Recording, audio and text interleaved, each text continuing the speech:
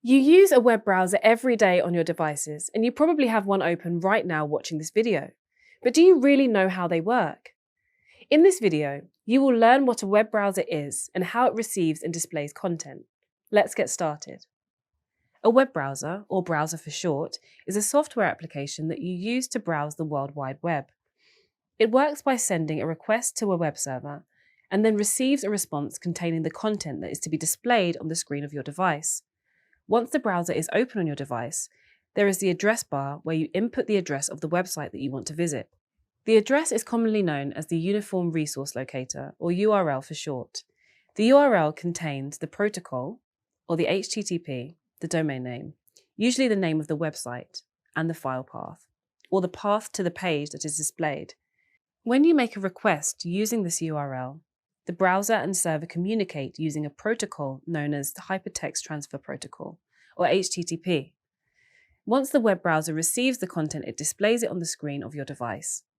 This exchange of information is made possible by something known as the request-response cycle. Now, let me demonstrate this using an example many of us are familiar with, searching the web. First, you open a web browser, which is a software application. Next, you type the name of your favorite search engine. The name you type contains something called a domain name. Then, when you press enter, the web browser sends a request across a network and connects to another computer on the internet called a web server. The web server is a special type of computer that allows other computers to make requests for data. The web server responds by sending a web page back to the browser. Once the browser receives all the response information, the search engine web page is made visible. The web page is a coded document that is rendered by the browser and then presented visually to you, the end user.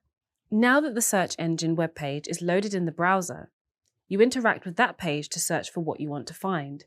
For example, type restaurants near me in the search bar and press the search button. Once again, the browser prepares and sends a request to the same search engine web server.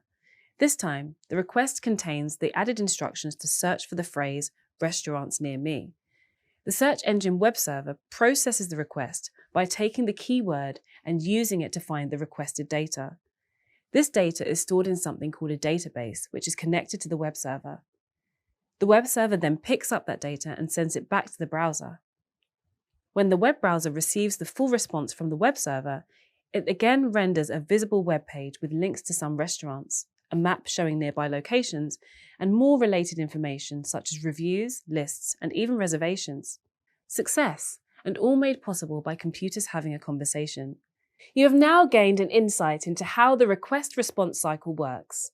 And this web request cycle is very similar for a number of other activities we do online, be it chatting with friends, watching our favourite movie, or sharing files with our work colleagues. That is just a brief summary of how the internet works. The next time you search for something online, think of all the steps and data that gets exchanged to complete your request.